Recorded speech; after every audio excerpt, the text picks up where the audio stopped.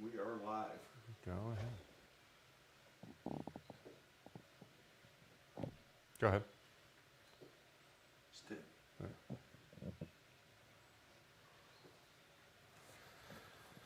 What's up, everybody? Happy Sunday. Joe, episode 6. Give it a few minutes to let everybody join. I'll wait to see you guys in chat, and then we'll go ahead and get started. Today, we're going to be sharpening chisels. Well, sharpening a chisel, but it will be the technique that you'll use to sharpen your chisel at home. So I will show you some cool tricks on how to do this, some alternatives if you don't have the sharpening stones that I have, and then also a cool invention, not really invention, a cool technique that I use to the Frankenstraup. But we should be live. Public, go click in that edit thing and just make sure it's all public. No, edit, see there in the main window? My dad's my cameraman / producer. Yeah, it'll say public in there. If it's public, it is. All right, yeah, just close out of that. Good stuff. Cool. People to chime in and chat, and then we'll go ahead and get started. Or not, maybe we'll just sharpen some chisels. Anyway, this week, Friday at 10:30, I finally released this planchers video. It's my first video since quarantine. And thank you guys for all you guys who watched it. Huge turnout. I guess there's a lot of people this summer who are looking to build raised gardens. So I'm glad you liked it, and got some cool comments around people saying that there were some helpful tips in there. I'll throw the link down below in the description after I put it on a VOD, but the TLDR of that video was basically definitely buy dirt, reinforce your corners and cover end grain. And the ironic thing about cedar is that you have to stain it cedar colored for it to stay cedar colored. Otherwise it's going to discolor with weather over time, especially if you're using like ground contact stuff. Yeah, do go in the description down below if you're watching this after the fact, or it's just on my channel if you want to go check it out. I also put a couple more coats on the door that we did in last week's stream. I'm still working on that video. That should be out in a couple weeks, maybe 2-3 weeks from now. That's going to be installed in the shop with the door hardware from Can Crowder. So stay tuned for that. That's going to be really good.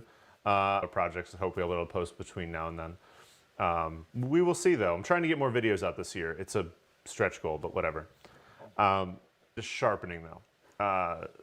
So this is one of my favorite chisels right here. This is a Works Own chisel. They actually come from Aldi. I was turned on to these by Paul Sellers. They have sales on these when they get them in limited stock. Literally $5 for a set. It's a 1-inch down to a 1/4 inch chisel set. So 1 inch, 3/4, half, and a 1/4. This is the 1-inch chisel. I don't usually keep the 1-inch chisel in my set. So I brought a set of 3 of these to Workbench Con that were already sharpened, but I haven't set this. I need it though for chopping out the mortises on my workbench. So I'm gonna go ahead and get it sharpened here on the stream today.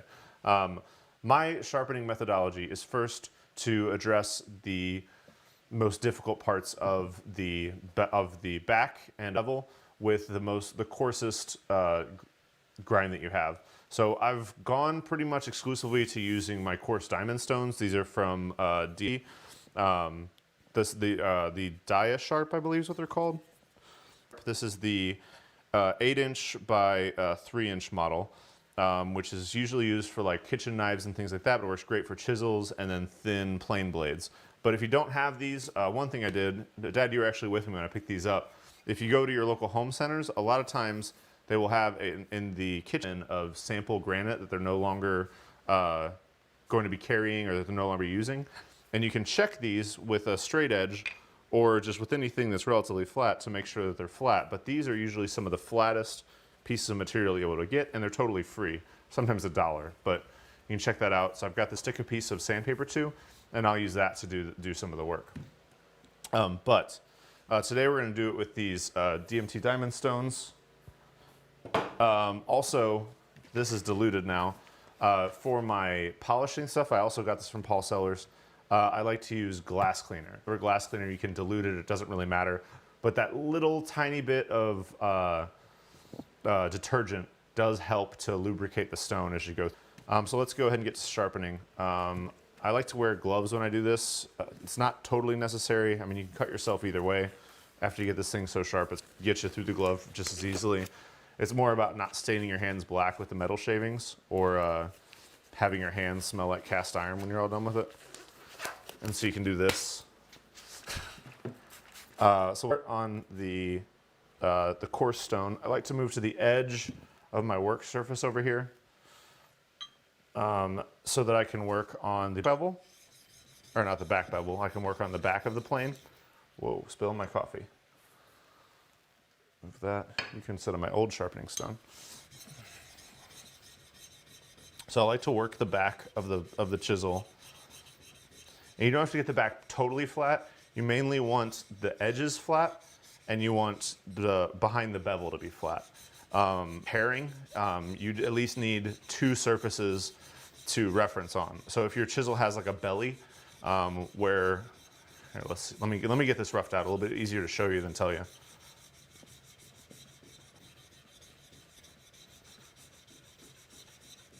So with this, I'm just keeping it locked against the stone. I'm trying to work the stone evenly, so I'm not unevenly. It doesn't matter as much with these diamond stones to sit on a piece of lap steel, but if you are working on a water stone or any other type of stone, it can sometimes wear unevenly. So if you work the stone evenly, it's going to stay flatter for longer. All right, let me get... Knew I forgot something. You were prepared. All right.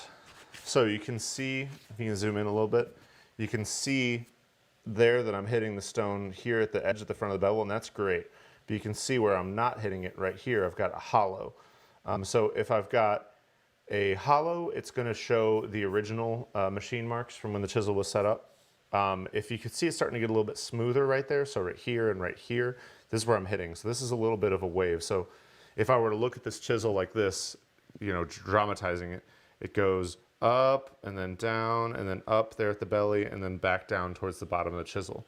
But what I want to do is I want to at least make these two outside surfaces flat and coplanar, or not coplanar, but actually on the same plane as this front of this chisel here. Running along a flat surface, it's all tracking this on the same angle there. So I'll keep working on this a little bit. If I can't get it, I should be able to get this flat on stream, but if I can't get it totally flat, just for time's sake, I'll cut it short. But I want to explain what I'm shooting for here. Just put a little more lubricant on there. Yeah, it looks like I'm starting to work down those edges now. I mean, although some people will work the back of their chisels to like a mirror finish, that's not entirely necessary. People actually prefer having a small hollow in the center of the chisel. The reason for that is that it will actually reduce the resistance as it goes through the wood. Just slightly, but some people, you know, think of everything, I guess. Pay attentive to all those details. Personally, I can't tell the difference between a mirror finished back and with a hollow, but up to you.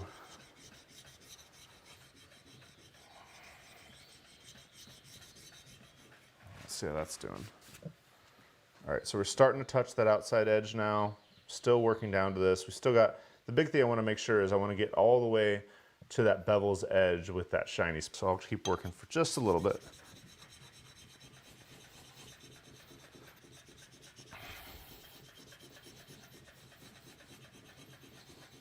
Basically, sharpness is just the infinitesimally small like joint between two flat faces. So you've got to start from flat, because if you don't start with at least a flat reference surface, which is the back of the chisel, you're never going to get the sharpest chisel you can get. The chisel is going to make working a lot easier, but it's also going to make it a lot safer. When you have to force a blunt edge can still cut your skin, but a really sharp edge can cut through wood like it's nobody's business.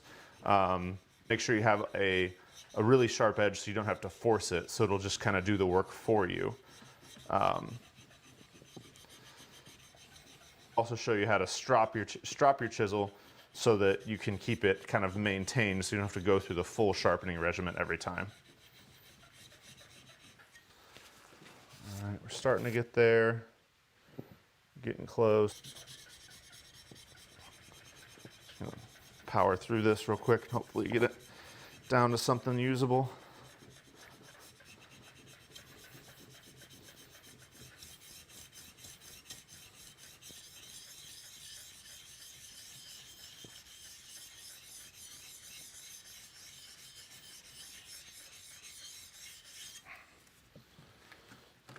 Stone's getting a little dry. This step is the most important step because if you can get get all the material removed on your coarsest stone, all you're going to be doing on the other stones is just removing tool marks. Or a little extra time on this stone will save you a ton of time on the other stones. And I know some people like to do this with more aggressive, like sandpaper and things like that. You can, but I mean, what do you say? It doesn't make that big of a difference. If something's really jacked up, you know, if you're recovering an antique chisel, definitely bust out some coarser sandpaper. But I think this is 1,000 grit or 800 grit or something equivalent on this coarse stone. But I mean, yeah, if you went with like a 400 grit piece of sandpaper, it would get through this a lot faster. All right, so now we're starting to work on that edge there. I'm gonna go just another minute. I'm almost there. I just want to be totally sharp.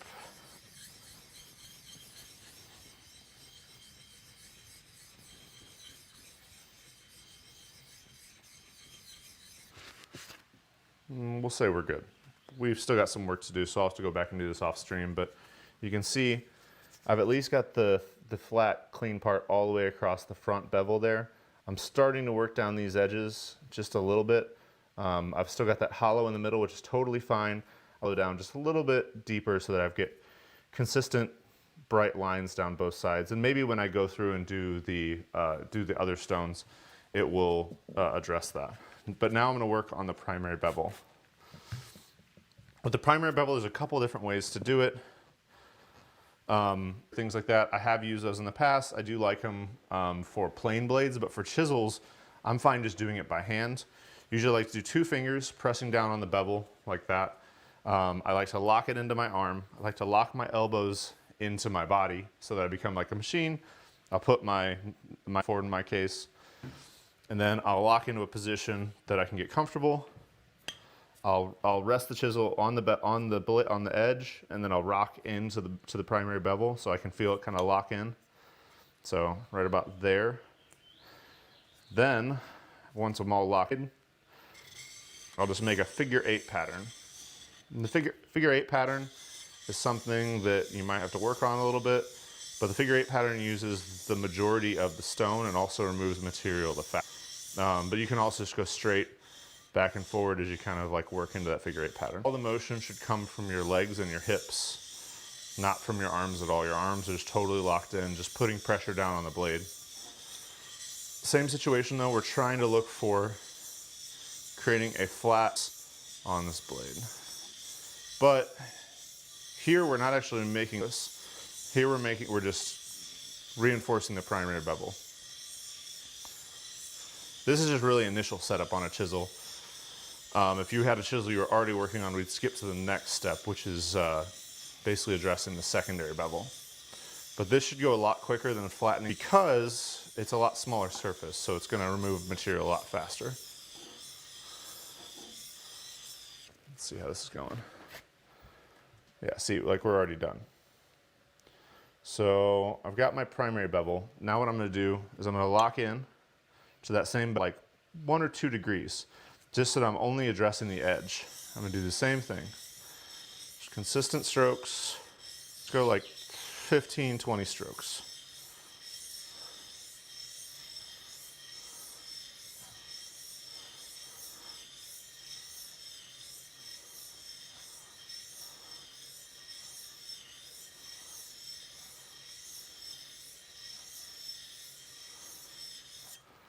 All right.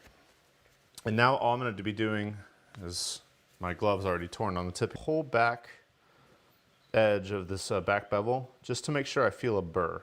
All it is just like a little flap of metal that I've folded over. So that means that on this side I'm essentially done.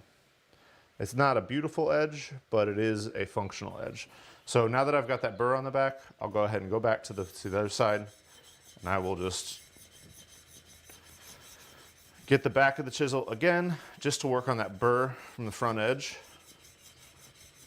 And this is just going to be easier than hitting on the next stone. And now I'm done with this stone. So I'll wipe off all of the grit from that stone size. I'll also wipe off all of the stone so that it stays dry and doesn't rust. And now I'll move to the next grit, which in the DMT system is fine grit. Same deal, rinse and repeat. We'll go through, we'll work on the back. If you want, you can practice your technique of getting locked in on the back, but it doesn't matter as much. I just like to get the back done quickly. So you can go circle patterns. We'll cut a little bit faster with most grit, most media. It's a good workout too.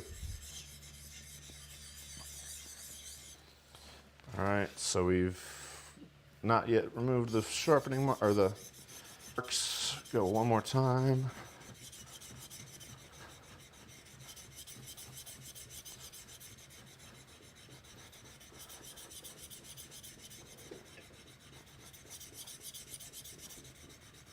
All right, there, my grinding marks are done. You can see actually, I'm actually starting to get down to the bevel edge over there. So you can see the flat is actually expanded now. So it goes all the way from the bevel, goes down the side, and goes over the edge. Longer on this, why not?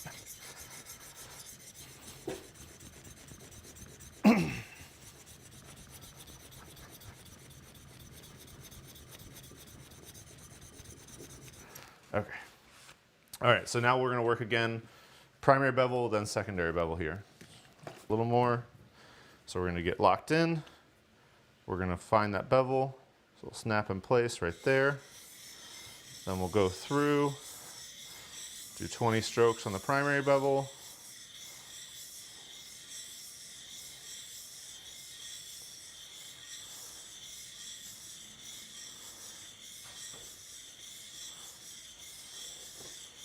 Sorry, I'm focusing here. If I'm being very quiet. Got that. All right, we got our primary bevel, and then again, we're gonna snap in again, rock up like 1 or 2 degrees so that we're on to the actual face. Or not the face, the bevel edge. This is the secondary bevel. So we'll do 20 strokes again on the fine stone. We're to stay locked in the whole time, just rocking our hips.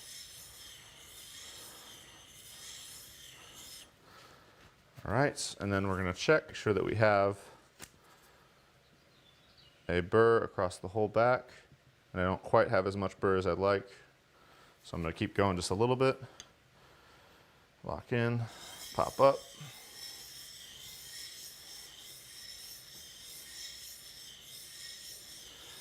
You'll kind of get sensitivity for it if you feel that the burr is larger on one side than it is on the other. That means you're putting either uneven pressure or possibly you were pushing harder on one side than the other, or maybe you were rocking a little bit. So we want so that edge is dead sharp. All right, now we got a good burr.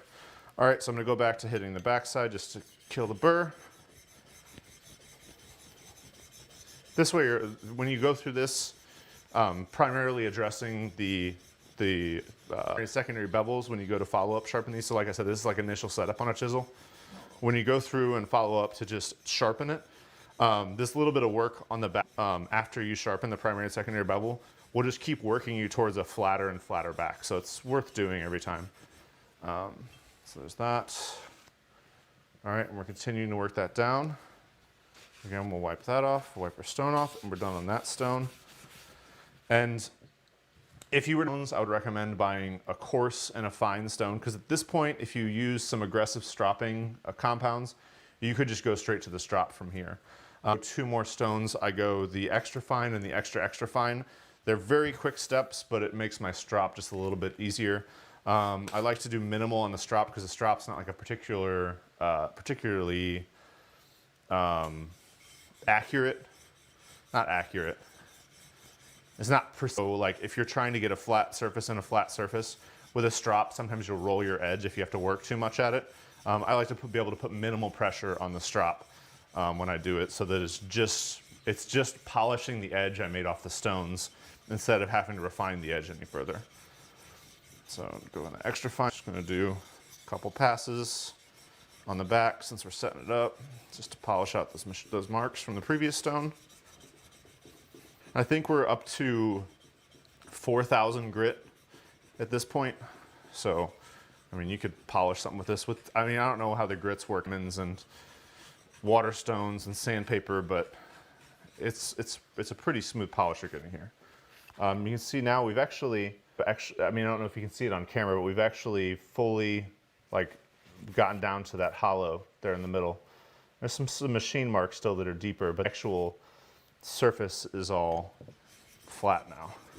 There's just some machine marks that we can't get out.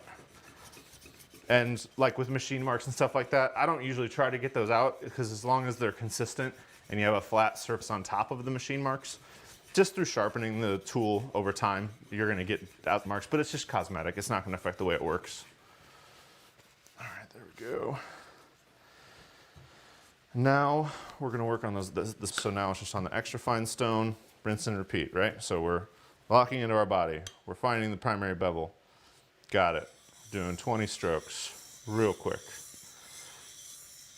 And again, this is just removing the marks from the previous stone, continuing to flatten and polish that. Honestly, working on the primary bevel, probably a bit cosmetic, but I like it. I don't know why.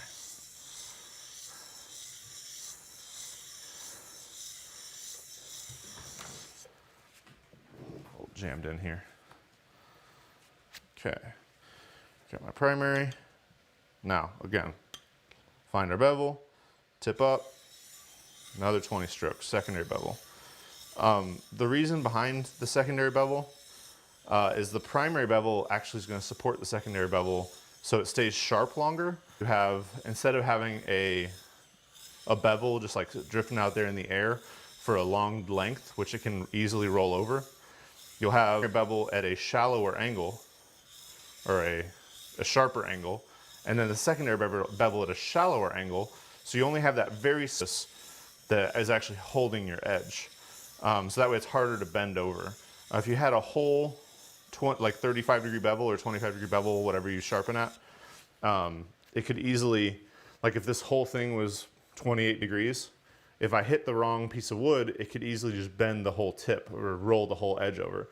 This way I just have this small edge that's being supported by this broader face, so that if I hit the wood wrong, or if it's whatever, it's only going to potentially bend that very edge, which is it's harder to get leverage on that smaller surface.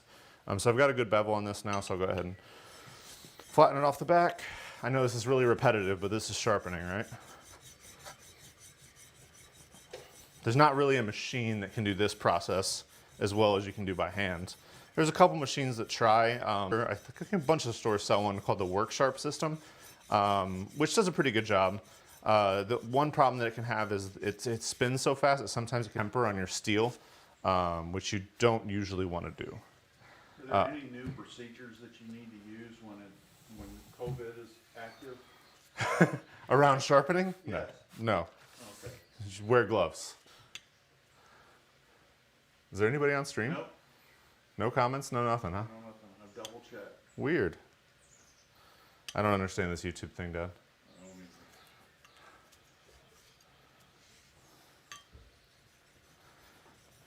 I think the figure eight.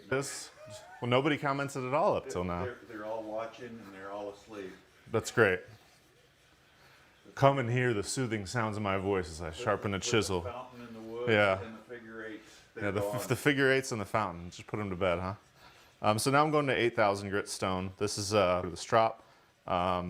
It's barely even taking material off. I really just kind of work it until I see my water start to have some shavings in it. Or filings, I suppose. But this is just kind of putting that final polish on that back side. Got that. And then we're going to, again, primary bevel, lock it in.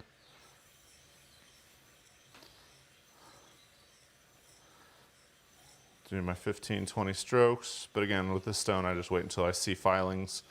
And well, basically when I make a slurry off the edge. What's the grit of a granite head back there? There's no grit on that. 20 million thousands. It's just basically just burnishing at that point because it's all polished off. But usually with that granite stone, I'll use it as like a flat back plate to attach like sandpaper. All right, go to our cutting edge, tip up, 20 more strokes.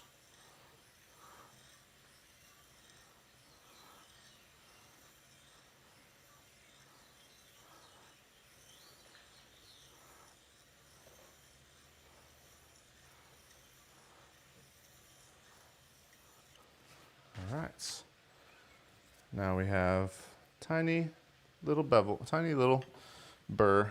We'll work off.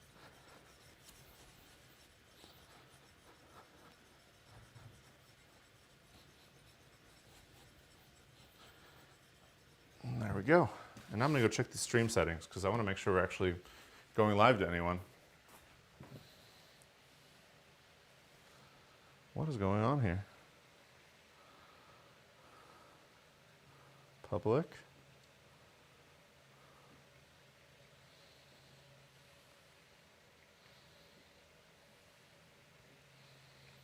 What's going on?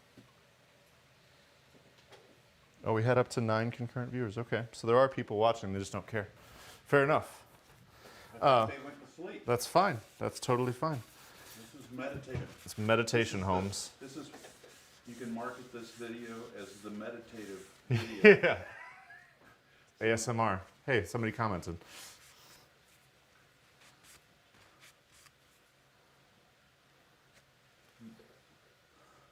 Mark from the Netherlands. You're here. You survived. So this is basically sharp. I think it could actually, you could shave hair with this already, but we want to get this thing to scary sharp. So you have a couple different options for a strop. Some people use a piece of leather. I don't like leather because it kind of like mushrooms and it'll roll your bevel just a little bit. I like to use this, which is just a jointed piece of hardwood. This is just an offcut of white. I charge it with green compounds because that's really as far as you need to go. But you can, if you want to, go even further and go with like compound. This is like a jeweler's polishing compound. And this will really bring out like the mirror shine if that's what you're going for. So we'll do that. And if I wanted to, I could go in here and I could go through, and then I could pull this and I could scrape and, you know, polish that and make it just ultra shiny. But it would take like 20, 30, 60 strokes to get it perfect. What I like to do here is this is where I bring in Frankenstraup, which is just a $50 Harbor Freight belt sander with the disc sander part replaced with here. And with this, I'll just charge it with the green compound. Let me show you.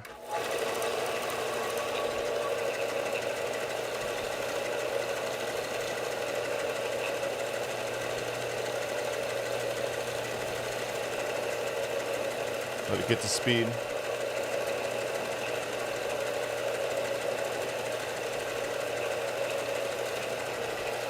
And now it's spinning at whatever RPM. Let the bevel rest on there, and it's got a nice flat surface. Kind of work it side to side.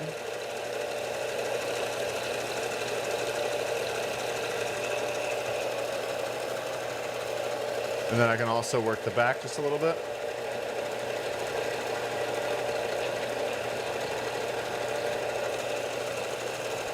Let it get back to speed.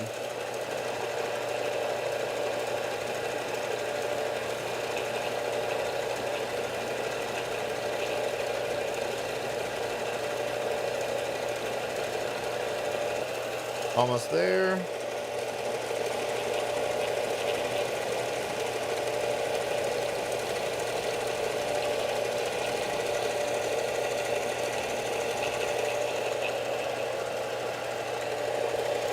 So,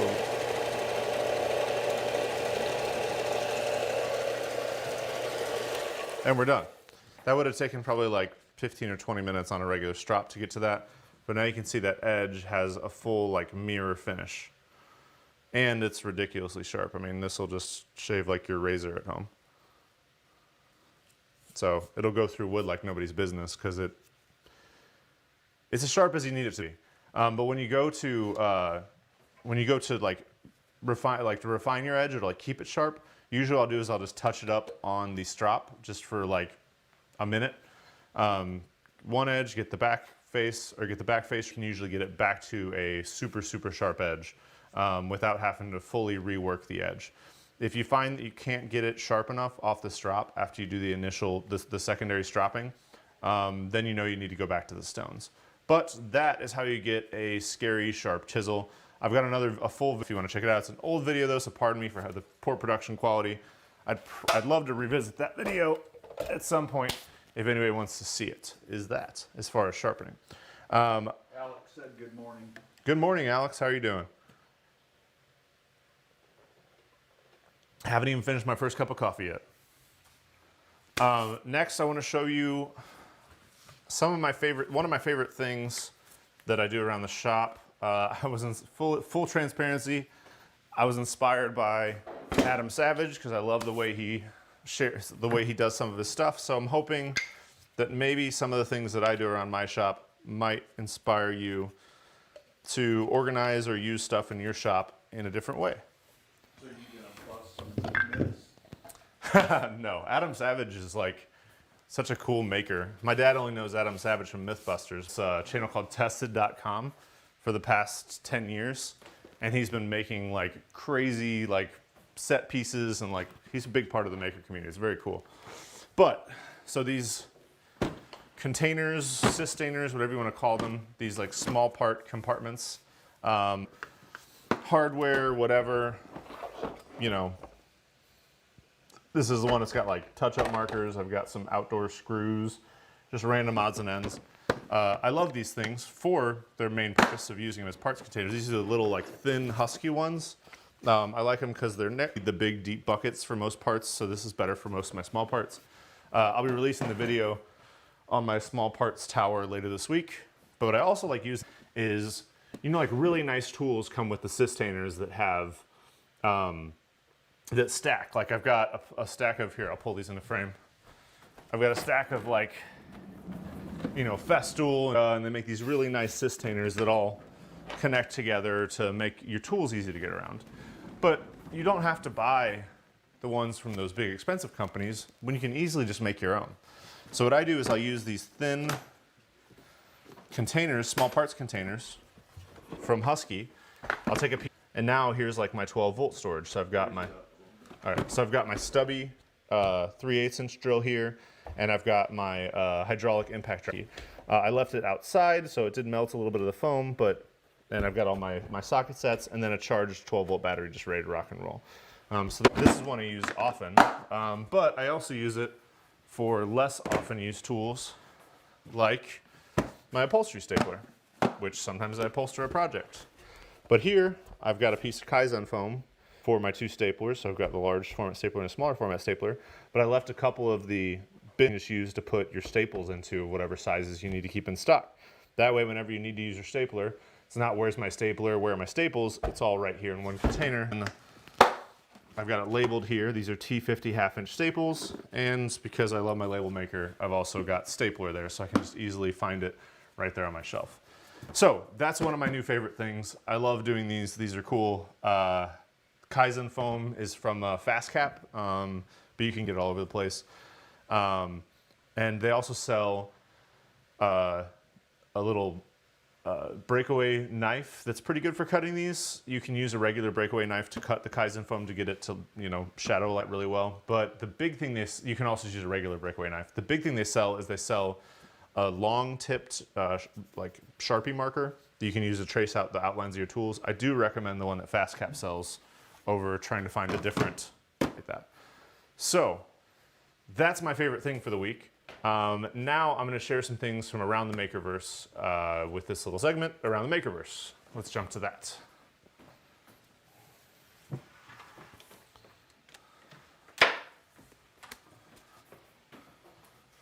Let's hope I didn't just break my stream, but we will pull up Whoa. I wish there was a way you could not do that. All right. So, around the Makerverse for this week, the first item is SpaceX. They made a freaking rocket ship. We're sending people back into space out of Florida, and it was, I don't know how many of you guys watched the launch yesterday, but it was just absolutely like religious. It was amazing. Being able to see men go back into space and potentially, you know, building satellites around all the plans around this, seeing that successful launch was just mind-boggling. Hard to even believe the kind of scale that humanity is capable. So if you're not following SpaceX on YouTube and Instagram, you're insane. They post amazing space stuff all the time. Very cool. Later this morning. Yeah, that's right. Later this morning, they're going to be connecting with the space station. That's right. What time? Do you know what time that's at? It was 19 hours after takeoff. 19 hours after takeoff? Is it like 10:30 or something like that? Something like that, probably in the Probably middle. right now. That's probably why nobody's watching. There's 9 people on, Yeah. or 11 people on right now. Next is a buddy of mine, Hui, Alabama woodworker. One of the most enjoyable people to watch when he makes stuff online. He is always making something that's really ambitious and always like really trying new techniques. Like he recently did some veneering, which is from my old world. I might even get back into it after watching him do it. But he veneered a plywood panel to make this beautiful folding wing table. He's also just so enjoyable to watch. He's so precise with everything he does. We actually met at the, it wasn't Workbench Con, we met at the Home Depot event last year and really became good friends. He's a really good dude. So check out Hui, Alabama Woodworker, at Alabama Woodworker. Really cool guy. Next, my buddy Adam. He's got a shootout of a bunch of reciprocating up, which should be pretty interesting. You know, comparing some of the smaller, more handheld, like single hand grip reciprocating saws with some of the heavy duty, like commercial or not commercial, but job site saws like that 36-volt Makita that he's got in the shootout. Just reminds me of my old hand tool shootout days, and looking forward to see what he comes out of with that. Last I did with the reciprocating saw was cut dovetails, so we'll see how if he gets into the nuances of precision reciprocating saw work. Next, my buddy Alicia, she's building so there's been a lot of really cool updates around their house. They're building sort of a modern look house on a budget, and I've seen some of the layout plans for it. She shares them on her story every now and again, and I'm just so psyched to see how this house turns out. Alicia's a super talented crafter, and seeing her take, you know, building a full house, been really cool. I think her and her husband, and I think they're subcontracting a little bit of the work, but you know, they're really involved in putting it all together. Next, and we talked about Adam Savage in the last segment, my buddy Andrew Klein is building Adam Savage's new workbench. Apparently, that's what it seems like.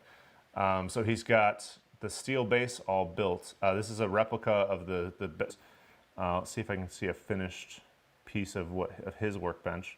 Well, here's the render of it. Really, really cool. And it's got end vise and face vise that are his new dual speed, dual gear vices that he makes. Just amazing machinery, amazing at engineering.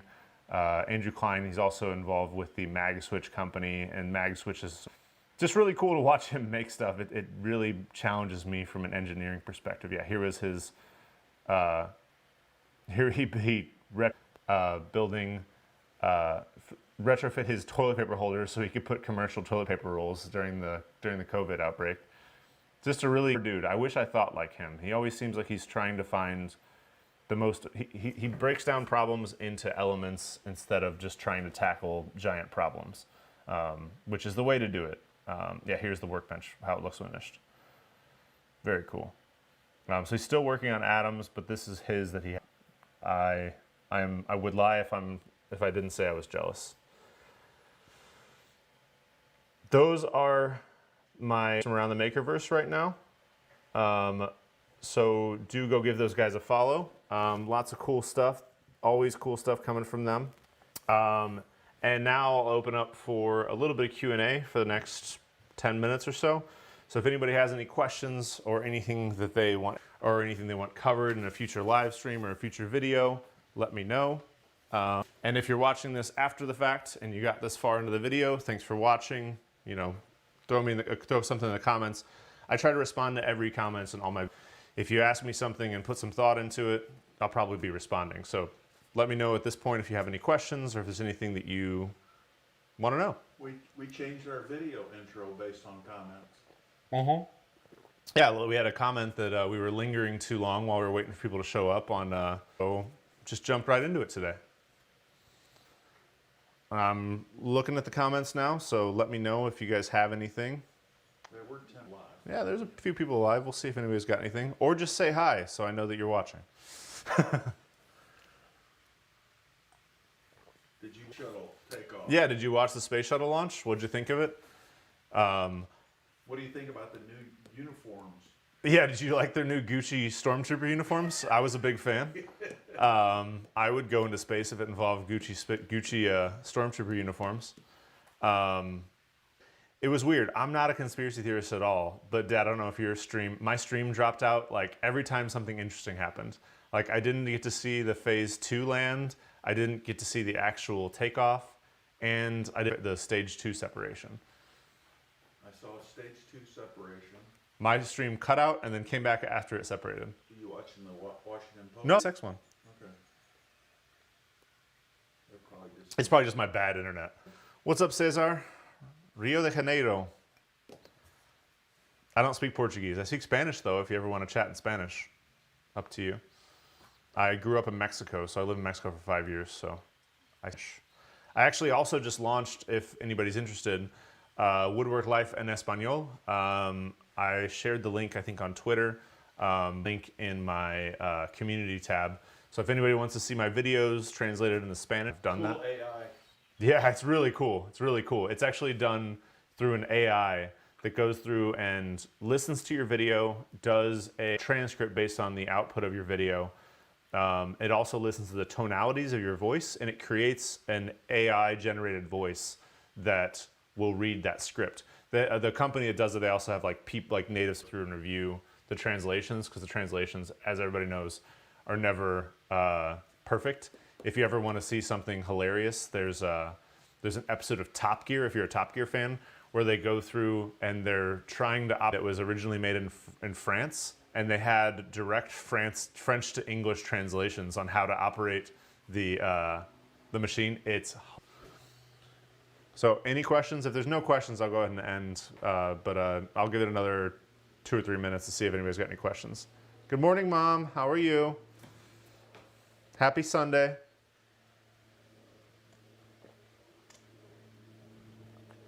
Have you heard of the 3M microfinishing film for sharpening chisels, edge tools? So thoughts versus traditional sharpening stones. I have heard of the 3M microfinishing film. I think it's fine. It's faster, that makes the process go quicker is great. 3M is a very good company. It's legit. The one thing that I would be concerned with is probably more targeted towards knife sharpening and like chefs. So as long as you can get it to a flat, onto a flat like surface, like a truly flat surface, like, you know, a honing stone or something like that piece of granite I just showed you.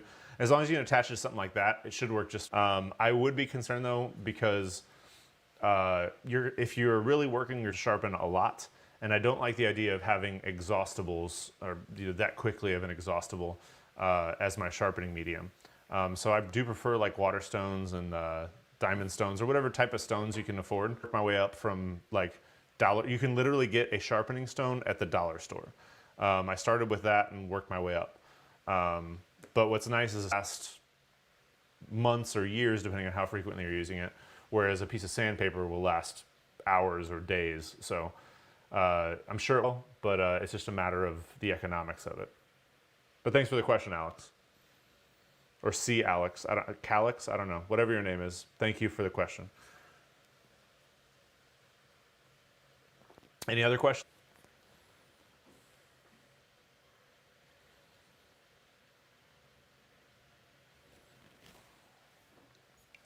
No more questions? Cool. I will end there. So much for watching. Thanks for tuning in. I'll see you again next Sunday at 10 a.m. Hopefully we'll get the streaming thing all figured out so I actually know somebody's watching. But have a great Sunday. Have a great rest of your weekend. And remember to keep your tools sharp and keep your mind sharper.